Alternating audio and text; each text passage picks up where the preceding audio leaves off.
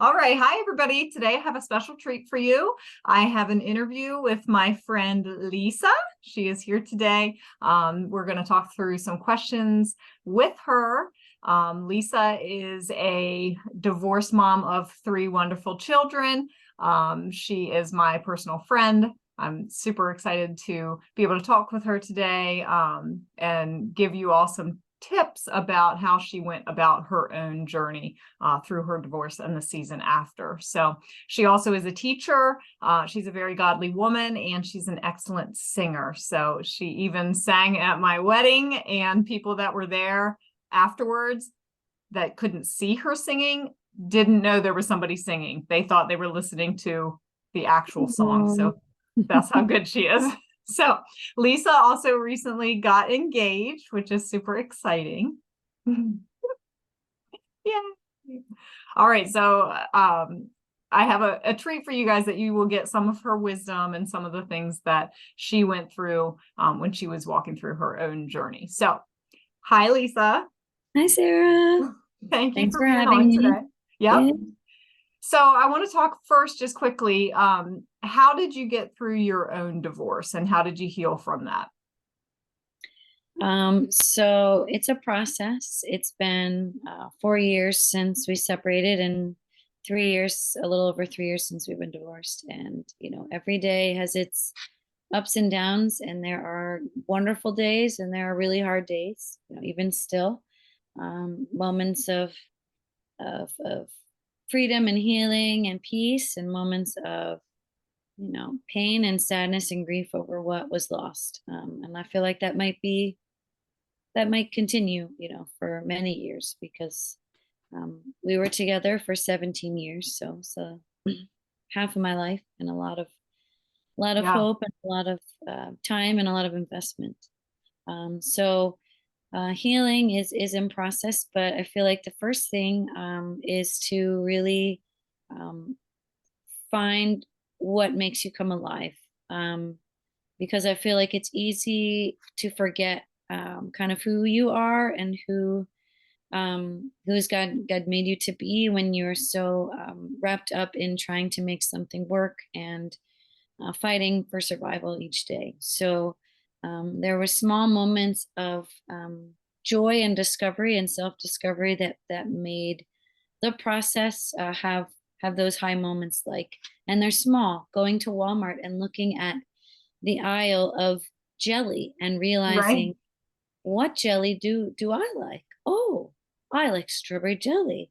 And Yeah. buying strawberry jelly for the first time in a decade, and it becoming a big moment of, I like strawberry jelly, and I'm going to eat strawberry jelly. Um, and then I started making self goals, some things that I had put aside for a long time, not just because of marriage, but also being a mother of three very young children. Yeah. And some things that seemed too out of reach, like big goals: become a concert pianist or Hmm. travel overseas. Those aren't really feasible in the season of life I'm in, having primary custody of the kids, and they are 4, 8, and 10, but were at the time, what, 1 or 2 and 5 and 7, something. Yeah. So, but I decided I couldn't wait, just because I couldn't go overseas or couldn't take lessons. Even maybe now I can take small steps. So I ordered sheet music to practice at home. I started watching shows and listening to music in Spanish to improve Mhm. my language skills, so that I can prepare for the day that I can do those things. Yeah, I think that's awesome. So you had mentioned grief, and it's still a grieving process, and we can do a lot to heal from that, but it is a loss, and it's something that you had dreamed and hoped for. And we all go into marriage thinking that we're going to be the people with the 60-year marriage, and and sometimes it doesn't work out that way. So it is important to give yourself time to grieve. Um, and time to allow yourself to realize that that's an ongoing process. It doesn't have to be a one and done, or I've got to be, back on track by a certain time or whatever. So I think that's very important. And then the other thing you said is, yes, figuring out who you are, what you like, what I love to kind of help people with that because that's what I did too. I didn't have a lot of time to do the things that I really wanted to do. And like you said, especially with raising young kids. And so when I was single, then I was like, oh my gosh, I actually have a moment to do something. What is it that I want to do that I really like or that I haven't gotten to do in many, many years? And so I just started going out and doing things like that. So I think that's great. And even a small thing, like you said, you went to the grocery store and looked at the jelly, like that's good. I mean, because it's something that was for you, something to help heal your soul and give yourself something to look forward to. So I think that's awesome. Yeah. And Uh, in uh-huh. those moments of grief, taking it honestly to the Lord, taking it to people that care about you, because I feel like He meets you in a special way in those incredibly low moments. And Mm-hmm. I'm a journaler, so I write it out. I write scripture to encourage me. Um, I would reach out to you, to our friend Becky, to our Mm-hmm. pastor, to others. Um, and sometimes I remember distinctly one evening, um, I was with my family, but for some reason, it just hit. I was with my children, with my parents, and it just hit me how lonely I was. I guess Mm. because I was with all these people, but not part of a couple. I don't know. Yeah. Yeah. And I just went in my car and I just knelt. I didn't have a seat in the back, and I just knelt in the back and I just cried and I said, God, I'm just so lonely today, and Mm. I can't explain why, because you know I know I'm loved, but it just felt very hard. And in that half an hour, and only God can do this, out of nowhere, you texted me to invite me to do Mm. something, and our friend Nicole. And I just remember thinking, God, you hear me and you see me. Yeah. And, you know, maybe my life didn't turn out the way that I had planned or dreamed of, but I'm Hmm. not alone in this process. And even when I feel alone, I'm not. Yeah, that's such a great example. It's like God can pick you up and meet you in those moments that there's no explanation other than that as to why some of these things happen. And you can be in a room full of people and still feel like, man, I'm by myself, like. And that's not always a bad thing, but yeah, we do get those feelings of loneliness. Like we were made for relationships, I believe. Like we want to have that connection and we want to have that intimate connection. um and it's hard. So I think what you did is good. Like just step aside and pray to God to help you in that moment, and you could And I, clearly see him answer. So yeah, and I think our culture has gone too far in the ultra independence, yeah. maybe on the other extreme. And I feel like, especially if you're newly divorced or single and looking for healing, looking for guidance, I would caution there's this, I don't know, and there's some good to it, but I feel like there's this over independence that's like, well, I don't need anyone. You should not need anyone. The best way Hmm. to be happy is not to need anyone. And I think the point, people are trying to help people who are grieving feel okay to be alone, and that's a good Hmm. thing. But God made us to be in community and to be loved and to have a relationship. So Yeah. maybe we're not going to be with a spouse or, you know, another man or whatever at that moment or ever. But that doesn't mean we need to push everyone away and decide I'm going to pull myself up from my bootstraps either, because I think that's sort of false, and just builds walls that puts love out. Yeah, I agree. And I think you do need to like increase your self-esteem and increase your confidence. And like it's good to kind of rise yourself up to the level where you do feel confident being independent, or you do feel confident, like, okay, I can do this, as a single mom, or this is what's going on in my life right now. But it is still so important to reach out to have some sort of community or some sort of connections, and to find that with friends or family or whatever it is. Or I know that you had done like some online groups, Yes. to help you with that too. So it is important to find somebody that you can talk more raw with and kind of share your feelings and things like that. I would agree. So Yeah. I was going to ask about how your faith helped you in your journey or what you did. So you said certain things about just praying, crying out to God when you were in those intense moments, journaling or writing scripture. Is there anything else that comes to mind that you helped that helped you focus on your faith or helped bring you through it? I feel like for a long time there was a lot of shame and fear that I was a second class Christian, right? Yeah, Um, yeah.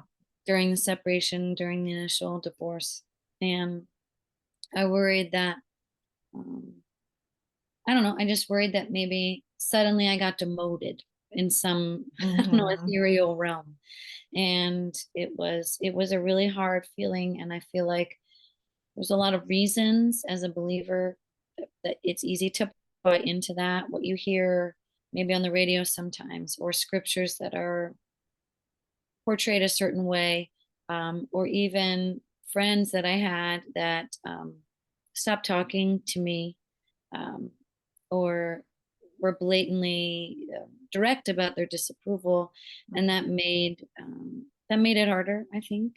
But on the flip side of that, it made my faith more precious than I realized. Mhm. Because at some point, I don't know, it was, I guess, just the Holy Spirit. I was just in the shower thinking about all these things. So I guess I'm not really a good Christian anymore, all these things. And it hit me, we're both blessed to be under teaching that stresses the gospel as central, right? Mhm. Yeah. And if I am basing being a good Christian on my outward actions or my behavior or whatever, then it really hit me between the eyes that I was, even though I would have never said it, I was really basing it on my actions, right? Yes, I'm saved by grace, but I really got to do this list of things to be a good Mhm. Christian.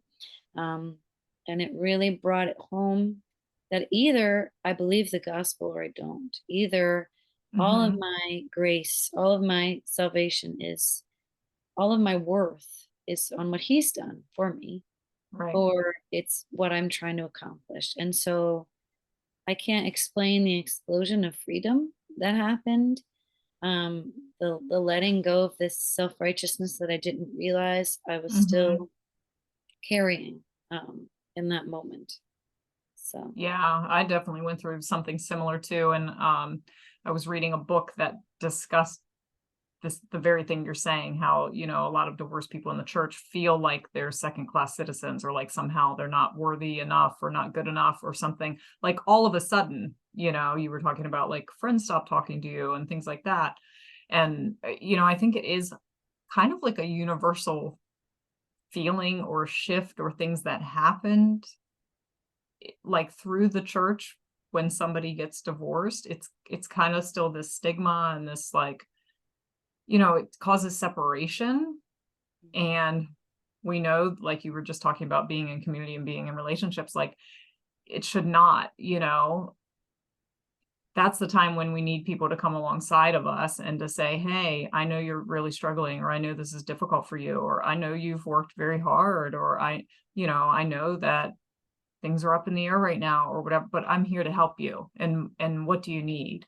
Whether it's just somebody to just be an understanding ear, even if they don't completely understand, but just to be there to not leave you by your side, and not provide the judgment that it's kind of like an unspoken judgment, like I felt very sometimes like as soon as I mentioned to somebody I was divorced, I felt like a huge wall went up. If I was talking to another Christian, I felt like it was like, oh, something changed in the conversation. Like they kind of put up a wall once they learned that part. And so I really want to help women kind of get through that too and realize like that's not right and that's not good. And we need to come alongside of people and, help them and just be with them and be a support to them. I So, read an article called the Casserole Rules once. I don't know if mhm, I ever sent it to you, but it kind of explained really clearly. This woman had written about you didn't know there's casserole rules about who gets casseroles. And Mm, she had walked through a divorce and it was very similar, and then had gotten breast cancer sometime later. And she mm. said it was amazing. All these people like showed up with Oh, casseroles. And I broke my back in 2012.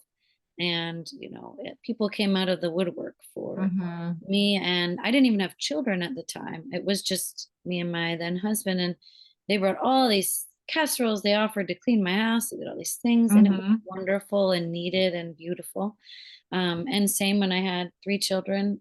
I mean, nobody offered to clean my house, although that would have been good. But the casseroles. And then, and all of those, it was needed and helpful. But it's hard to describe the heart-wrenching agony that you're going through emotionally and physically when you are losing this person and this part of your life, and on top of it, trying to now care for children, Right. without putting on them the burden of taking care of you. And then in my case, I also had to return to work full time at the same Mhm, time. So it was so much, and getting through, and I think every illness hit my house, mm. pneumonia, RSV, broken bones. It was insane what ran Yeah, through what my house happened? right in that year. And it was like if anytime I ever needed a casserole or It not even. was then. Yes, and in fact, I don't actually like casseroles, but if any time I needed someone to show up with, Right. a thing of brownies or whatever and just say, "I see you," that would be it. And I did have a few people um, come, but not mostly friends outside of the church. I got most of the support from. So, Yeah. mm, yeah. Yeah, and I think that was a big realization for me too, and kind of a shift that whenever I got divorced, honestly, I feel like before that, I was one of the people that just had this subconscious kind of judgment around divorce. Like I kind of I didn't realize I thought that way until I was going through it and I saw some of the things like you're describing. And then I was like, had to kind of analyze what am I thinking? Like what are my thoughts or what are my assumptions or what, and I came to the point where I realized people are going through very difficult situations, you know, of which I don't know all the details and it's not my business to know anyways. And it's like, why why then would I have some sort of judgment when I know nothing of what they've been through? And I think there's an assumption of like, oh, well, you didn't try hard enough, or you're like you were saying, you're not a good enough Christian, or maybe if you would have, you know, prayed more, or whatever. But I realized like no, like people are walking through hard and difficult situations and they have tried and tried and tried and like I've met godly people, that have gone through divorce and it's unfortunate but I it really kind of was a blessing for me because it drastically changed my thinking for that. It changed the self-righteousness that I didn't even know I had. It changed my assumptions that I didn't realize I was carrying around, And so now, I want to help people feel like they're not alone in that situation and feel like somebody does actually understand and wants to come alongside them, you know, and bring them a casserole or whatever they may need. That's actually a really good example. So let's talk about you being single then. So what did you enjoy doing in your season of singleness? Like what was fun for you, or what did you try to do to enjoy or to thrive while you were single? Mhm. Well, I was first single during COVID, which kind of was a blessing in disguise, because everyone was isolated, sort of. Hmm. And I actually got to get together with people a lot online. Even my Bible study was online. I had friends that we would play games online. Like it was kind of a, a blessing that I wasn't the Hmm. only one alone. Even though part of me was like, well, I'm the only adult in my house, and that was hard. But on Yeah. the other hand, it allowed me to reach more people at that Oh, time. okay. So it was cool. I did a ton of walking and hiking. I lost like 30 pounds. It was kind of ridiculous. And learned how to cook a lot of different foods because Mhm. suddenly I was just choosing what I wanted to eat. And so Right. it was great. And I also, it was the first time I'd ever had alone time because Mm. their father had some visitation. So, and before that, I'd never had any alone time. So even a couple hours a week or a couple hours a few times a week, it was like this brand new avenue of I can go on a walk. Like I literally had no Right. time for that. So it was fantastic in that way, even though, and I know it's everybody has different setups and situations, but for me, it was, I loved having the alone time that I got.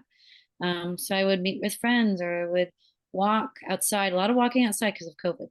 Um, and again, practice piano. We got a trampoline, spent a lot of time on the trampoline, which, Hmm. might sound ridiculous for women in our late 30s, but it's fun. I get on the And trampoline, so I hear you. I love it. And just started like connecting with people that, I had not made time for before. I did a lot of reading. Um, Hmm. so I really enjoyed that and gave it some time before I started dating um, to kind of really settle where I was, kind of read a lot of books about being a single mom and being single in general and try to get my idea around this season of life. I spent a Yeah. lot of time with my family. My family moved here at just that same time I live in Pennsylvania now, and they moved from Maryland, and it was perfect. I spent a lot of time with them and a lot of time with my sister. We had a tradition of Mexican every Saturday night when he would have the kids, Mm. and like a Marvel show on Disney Yeah. Plus. It became like a really cool time of life. Yeah, Uh, that's good. And it sounds like you really took advantage of like the time that you had alone too. It's like, we talk about being lonely and, kind of being upset about that. But at the same time, I came to realize also like, wow, I'm going to go do what I want to do today. I'm going to go ride my bike. I'm going to go for a run. I'm going to go hiking. I'm going to, and so it's like taking the opportunity to do those things that, help you rebuild yourself and help you figure out who you are and help you get through it. And so that's great. So you talked about dating a little bit. So how did you go about dating and what do you feel was helpful with that and what was maybe not so helpful? so I started before I dated anybody. I wrote a very long list. I typed actually, still have a very long list of what I what kind of partner I wanted to be Hmm. first, who I want to be in or any relationship. Um, Thinking about the things that I didn't like about myself in my previous relationships and Hmm. areas that I wanted to grow and be stronger in and be aware of. And then I also typed an extremely long list of things that I was looking for in a partner and Hmm. also some bonus items. So the must haves and the God, it would be Right. nice if it's not mandatory. Yeah. Um, so, and I'm happy to say, um, I did find several of even the bonus items. But um, so I started, um, the first person I saw, I kind of met by chance from a family friend. And it was wonderful to just sort of be friends and take lots of walks and talk about all the things. But I was still healing so much, honestly. And I Hmm. probably talked a ton about my marriage and divorce. And maybe it was more like therapy, that poor Yeah. wonderful person. We are actually still friends. Well, So that's that good. is, that is good. But anyway, and I don't beat myself up for that. There's so much on, you should never seek a relationship until you're fully healed, et cetera, et cetera. And there's a lot of truth to that. You need to figure out where you are and who you are. But at the same time, Hmm. are we ever fully healed this side of heaven? I'm not sure. Like, I don't know that we can be. So we're in progress and we want to Hmm. be we want to be growing and stronger. We don't want to just drag one thing into the next. But Yeah. and then I decided to try a little online dating. Hmm. Um, so I used Bumble primarily, and then tried a few other ones like Christian Mingle and Match.com and a few others. And Hmm. I feel like what I'd like to say to anyone who is trying to date is you have to go into it um, casually, I think, Yeah. in the sense that you're not trying to get married tomorrow. Right. Um, because now I'm not saying you don't want to go into it with what are you looking for in a life Right. partner, Of course. Yeah. but you have to look at it as an opportunity to meet people and go from Hmm. there, because I think a lot of people put pressure on online dating to like find their life partner on day one. Yeah. And then they end up feeling frustrated and rejected. And they put too much pressure on someone they've not even met in person, and on themselves. And I feel Yeah. like that takes the fun out of a lot of it. Um, I was in, like I said, I was in some different forums for women who are divorced, or support groups. And I saw these women complaining that they were ghosted. And the more I got to talk to them, like, I don't think you were ghosted. You talked to somebody for like 4 minutes and then they Yeah. stopped talking to you. That's not ghosting you. They just stopped talking to you. I said, I try to in your head, try to look at online dating as you're at a big cocktail party, walking around and having all these different conversations with all sorts of people. And you go over to get an hors d'oeuvre and you chat with this person for a few Hmm. minutes, and then you Hmm. go over to the drinks and get some punch and you talk to this person for a few minutes. And nobody should be insulted if you don't end up talking to the hors d'oeuvre guy again. Like, you were just chatting while you're over there getting your shrimp, you know? Yeah. So, Yeah. so That's look a great at it. example. Yep. Yeah. So I never felt insulted if I chatted with somebody and didn't hear back, and vice versa. I Hmm. chatted with some people and it was like, that's it. It kind of fizzled out. Yeah. Um, and I feel like the fact that I have 3 children, that I advertise, that kind of helped block out a lot of, unnecessary Right. conversations. Yeah. Uh, Because that's you know, something that's non-negotiable. So it's like, hey, I have 3 kids. Let me just put that at the beginning, because why waste my time, energy, and emotions on somebody that they don't feel like that's what they're looking for, you know? yeah. And I also only dated locally. Hmm. I think the furthest person I went out with a few times was 45 minutes away, and I Okay. realized quickly it was too far, Mm. especially with having primary custody. I don't have that much free time. So if my kids are with their dad for 3 hours and you're 45 minutes away, Right. it's not very conducive to seeing each other. Yeah. Um, so, um, so I was I was very, very upfront with everybody. Here's where I live. Here's where I'm Yeah. willing to live. Like, Right. second date, which maybe seems like crazy to some people, but I feel like I wanted to have fun, which I did, but I didn't want to waste anyone's time either. So, Right. And there's certain things like that, like location and, your kids and things like that, that it's like, if you're not willing to move somewhere or whatever, then that has to be brought up early on before you get too far in with somebody that you realize, oh, they want to move, 6 states over or something, and if that's not kind of what you have in mind or whatever. I'm not saying like God can't, change people's hearts and all of that, but you have to go into it being like, okay, realistically, this is what I'm looking for, and this is what realistically I probably need to focus on, So I think that's good. And I think the same thing you said about, the cocktail party and hors d'oeuvres and all of that, talking to people. I agree, because if you go into it thinking, oh my gosh, this might be, the one, or this, but whether you're divorced or never been married or whatever, it's like if you go into it like that, you put so much pressure on the person, on yourself, on the situation, and it's like, why do that? Like, just kind of see how it goes a little bit. Hopefully you've asked a few things, that are very important, or a few non-negotiables, and then kind of just see how it goes and don't get so wrapped up in it. Which is an easy thing to do early on when you're trying to date, because it's a new thing for you, and you're really hopeful. But that really will help you stay kind of more emotionally grounded, if you can just be more casual with it, like you said. So Yeah. that's great.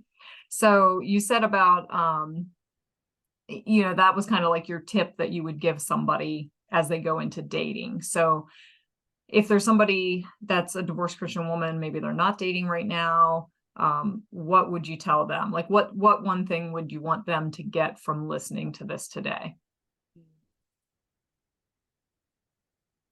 That, and this is not related to dating at all, right? Mm-hmm. That you you can have a deeper and more extraordinary faith than you could have imagined if you press into uh, what you hear from the Lord in your time with Him, Mm-hmm. and your reading of the Word, and um, the love that He comforts you with, Yeah. that you could not have imagined. I guess I want it is. I don't know. It is.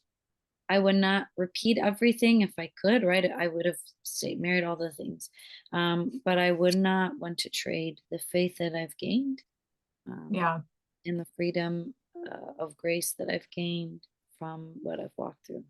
And I think part of that comes from what we were talking about earlier, that sometimes you've lost some community, you know, you've lost some community perhaps in the church too, like we were discussing. And it's like, you can either choose to turn your back then on faith then because these people have hurt you or these people have judged you or whatever, or you can choose to do what you think is right and what you think is in God's word, and you can dig deeper into his word and try to strengthen your relationship, with him. And so I did the same thing. Like I really pressed into my Bible study. I pressed into my small group, um, because I wanted to see, what do I think God thinks about my situation, and what do I hear from him, and what, instead of some of these assumptions like we were talking about, or some of these opinions or whatever that I'm getting over here. I wanted to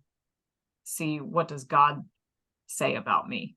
Mm. Where's my worth? My worth needs to be in him and not in what anybody else thinks, or not, and so that did help me dive a lot deeper into my faith too. And I would agree with you that where I am now with that is way stronger than where I was before. It's like he tore down a lot of walls, you know, to grow that.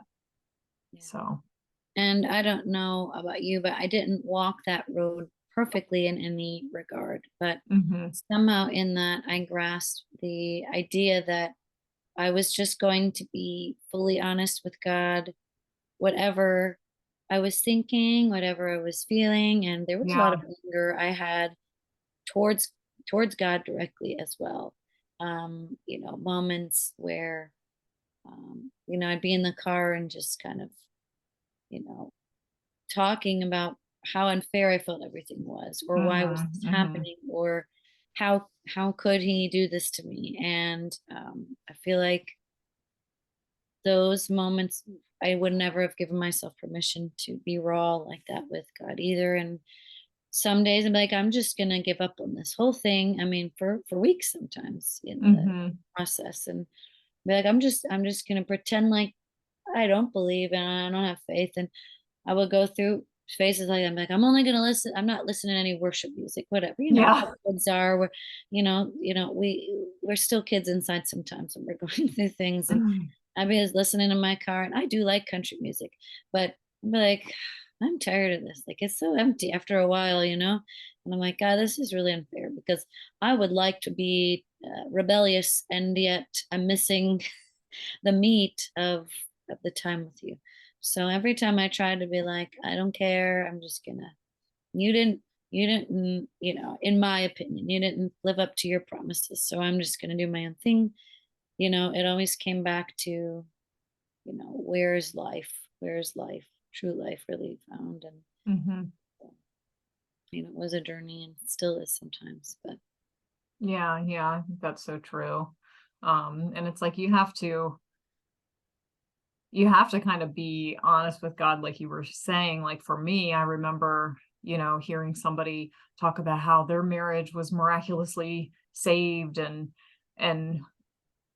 you know changed, and they were praising God for that, which I'm grateful for. But me sitting there in that moment, at the point that I was, it was devastating to me, and I was just bawling and bawling because I was just like, you did that for her, why is that not coming to me, but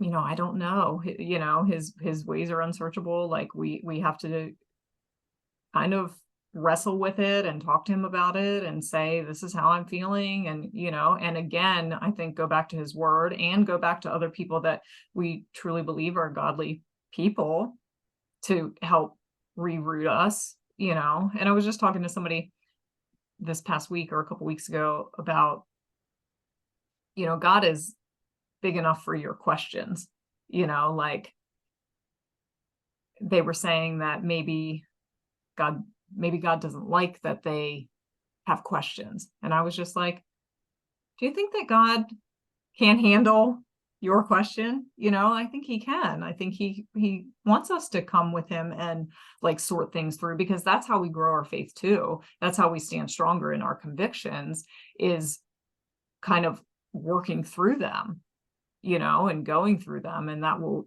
kind of build a stronger conviction for you then. So that was something that from my own journey, that it was kind of like me not understanding why it would be like this for somebody else and not like me. But I would definitely say he brought me through that, and I can look back and see blessing after blessing. So yeah. all right, we're almost finished. I know her kids are in bed and my kids are in bed. So we had to wait till that was done, but we will wrap up here. So I just want to ask you, how was I able to come help you through your journey? So, and I'm going to try to be as general as I can, for everybody's sake. But I was so confused, in a lot of the process. There was so much, that I didn't understand about my relationship. And when I would ask Sarah for advice, she would really help me find clarity and wisdom and what I was dealing with, so that I could communicate effectively, Hmm. um, and even with specific ideas and examples, which really helped, me to feel like a rational person again. And when you feel like your whole brain is in a fog and someone comes in and says, "This is what's happening," Mm. and you already kind of thought it, but you weren't sure and you're doubting yourself. And of course, anyone who's going through divorce is tempted to doubt themselves all the time. Hmm. Um, and for somebody to say, "No, you're right," or "This is it," or "This is whatever," and then say, here's a good way to handle it," or for me to be able to say, "Hey, here's what I'm thinking of saying. Does this make sense?" And then somebody say, "I don't think it makes sense this way. Have you tried? What about this?" Or "Actually, Hmm. that's perfect," just like that, so that you can really have a lot of clarity in your communication, because, um, you want to be, clear and direct, with others without being, pushover, but also, So that was incredibly, unbelievably helpful. And if you ever want more specifics and you want to personally talk to me, I can give you those. Oh, great. Um, and also just support.